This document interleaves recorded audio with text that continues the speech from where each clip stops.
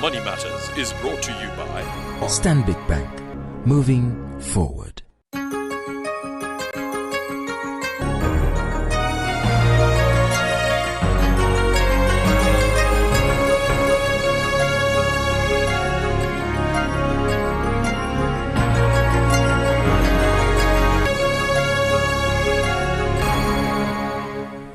Hello viewers, and thank you for joining us on this edition of Money Matters. My name is Farai Mwakutuya. Now, just over a year ago, the East African Common Market Protocol came into being. Has Uganda benefited from this arrangement? We'll be finding out in a short while. Plus, we also take a look at some of the oscillations that the exchange rate has witnessed, the shilling against the United States dollar touching unprecedented levels in the recent days. For now, here are some of the highlight-making stories that we're focusing on. 1 year down the line, has the East African Common Market Protocol delivered? The story of a Bukoto resident who is making money from cakes. And in technology, we talk about e-learning and the benefits that lie therein for Uganda. But first, just over a year ago, the East African Common Market Protocol came into being. Today, we'd like to take stock of just how well Uganda has done under this arrangement, and also, in general, how aware are Ugandan business people of the opportunities that lie in a wider integrated East African Common Market. To discuss this, I am joined by Laban Mawungwe. He's a World Bank trade consultant.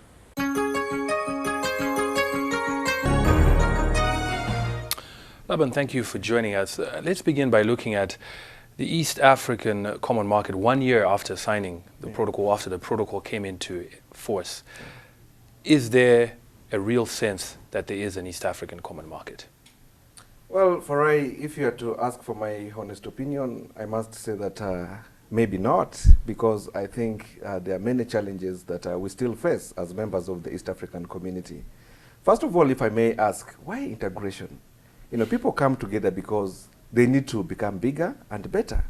But I think there was something big missing in the equation, and that is the people of East Africa. I think they did not involve the people of East Africa to communicate the shared values that we should have in the East African community. And because of that, many people are struggling to understand what is the East African community and what are the benefits.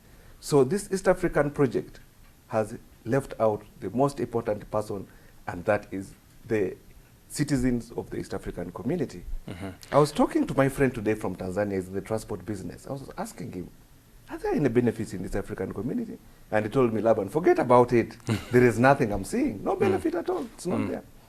Having said that, people preach that when in business, when things change, you need to adapt to that. Clearly, this, from a political point of view, this is something that is going to happen. It is a reality. What can businesses do, in your opinion, to position themselves to actually see some benefits? Because I'm sure there are some businesses that are doing some sort of business. Right, I agree with you, and I need to commend the politicians who thought about the East African community. It's a very big thing, and the benefits are definitely there. But I think we need to, first of all, sensitize our business people to understand what is in it there for them. Once they understand what is in it there for them, then they can begin adventuring. And I must tell you, look at Uganda, for example. Uganda, if you ask me, Farai, what are the benefits for me as an individual, I do not know. I do not know. But I think other nations, take for example Rwanda. Rwanda, I think they have sensitized their citizens about the benefits of the East African community. And they have an open door policy to attract whoever can add value into their country. But you come to Uganda here, who's talking about it? You just read a few articles in the newspaper, or you read something in the press, and that's it. But there's no deliberate policy to tell us, to bring us together and tell us these are the benefits of the East African community. And it's not only for the business community, it's for everybody. Whoever whoever wants to go and visit a relative in Kenya, whoever wants to go and transact business, whoever wants to do anything. I mean, it should cut across. But the benefits are really there. And again, if you look at our brothers, the Kenyans, they've understood the benefits. And in Kenya, there's a deliberate policy to make them aggressive in the market. You see Kenyans, they're in Uganda, they're in Rwanda, they're in Southern Sudan, they're in Burundi. It's because the government is trying to help them. I believe before the East African community was launched, there was a deliberate policy to give every Kenyan a passport. so that they can go out there and look for opportunities. In Uganda here, we're not talking about it. If I have a business in Kampala, I'm comfortable. I don't even go to Mbarara to establish a branch, nor do I go to Mbale. But now the Kenyans are coming. So what needs to be done for you? What should Ugandan businesses do then to capitalize? One, they need to think outside the box and get out of their comfort zone. And also the government needs to come with the deliberate policies on how to help Ugandans expand and go beyond Uganda, just like the Kenyans are doing, just like Rwanda is doing. I think that needs to be done. We need to sensitize our business people that there is money outside Uganda. So instead of just going to bring goods from Kenya, we should also go and sell our goods in Kenya. When you say nobody's helping, no one is sensitizing, don't you think that the onus or the initiative should also come from Ugandan business people? Are business people innovative enough? Apart from being encouraged, you see these opportunities, they are talked about. What is then stopping us as business people to take these opportunities? But it's again on what I said earlier on. They don't know. Nobody knows about the East African community. First of all, look at the structure that we have in Uganda. Take, for example, if we were to use the LC system to sensitize our people about the East African community. Even my grandmother in the village would know about it. But we're not taking advantage of this. So people do not know. And people want quick gains. Somebody just comes, he gets his garden of pineapple, it's ready, and somebody is coming to give him money. He cannot say, no, wait. Time is not yet ready. I'll come and sell it to you. You go back to Kenya, I'll come back and sell it to you. Nobody is telling them that. Now, if we look further afield, for example, the problems that are being experienced in Europe and the Eurozone, the EU, what does that mean for regional blocks? I mean, we've set up the East African community. If you look at the problems in Greece, Portugal, Spain, what does it mean? Does it mean that, is this a route that we should be going? Are we correct in going this route if you look at those challenges? I think, Farai, again, if we got the concept right, and like the saying goes, two heads are better than one, it is the way to go. We have a population of 120 million in East Africa. And if we came together and we understood why we need to work with one another, I think the opportunities are enormous. If you look at the East African region, we have so many things that we can sell to the world if we come together as a unit.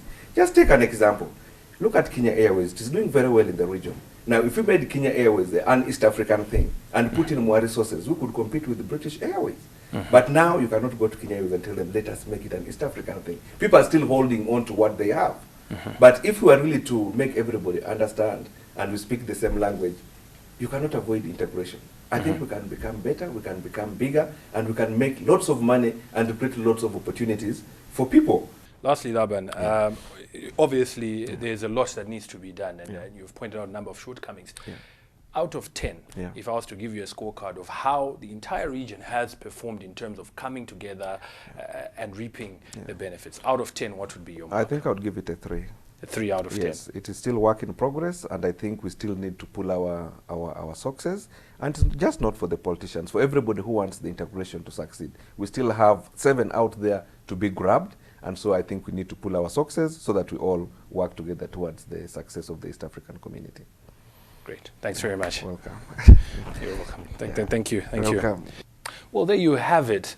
The East African Common Market, 1 year down the line, perhaps not reaping the benefits that were expected. A lot still to be done in terms of trickling down the concept, the benefits down to the grassroots.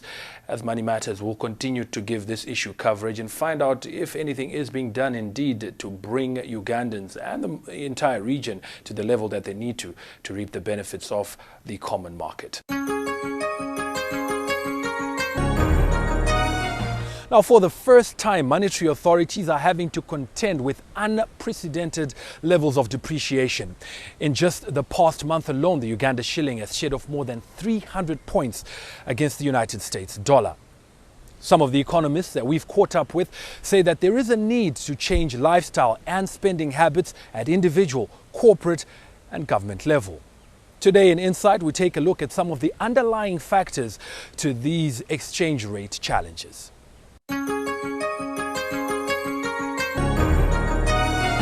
Now more than ever, the depreciation of the shilling against the US dollar is raising eyebrows. Some economists believe it may get worse before it gets better. Why is that? First, apart from it being about the dollar and the shilling, this exchange rate is a price in the market. Exchange rate is an asset. Also, you can make a gain or a loss by holding exchange rate. because therefore it is an asset. It goes beyond also the forces of demand and supply. Now we bring in the behavior of an asset price. An asset price moves because of the news, because of the speculation, because of perception. This means in a free market, demand and supply reign. Let's talk about demand and supply. To start with, exports must be the key supplier of forex. But since Uganda imports more, the problem starts here. Usually, imports are twice the amount of exports. But why is the shilling so weak today? The influence still on the other side, since the global economic problems which happened some 3 years now, we saw basically the NGO sector, which also dominated a lot on the inflow side. We've seen most of them, their budgets being slashed, and that affects the inflows coming to the country. There used to be donor flows, and these are drying up. When exports are not performing as well, then a shortage. That is the supply side. How about the demand side? We actually consume more dollar-denominated goods than we sell as a country. If you continue demanding a lot of what the other outside people produce, you demand for more dollars. So the market mechanism tells you therefore that once you demand more than what you have supplied, automatically the price has to move. So what has kept the shilling firm all these years was donor inflows and not so much of exports. Of course, earnings from diaspora Ugandans have gone down, and even the market for the exports has dwindled. Now, if you have a perpetual situation where you always import more than what you export, at the end of the day, the mechanism has to give up. This comes along with an expanding economy where sectors like manufacturing rely heavily on imported capital goods like machinery, which usually require forex to buy. Put simply, dollar supply has to improve. We support the export sector so that the inflows tend to improve, and maybe that will help on the levels.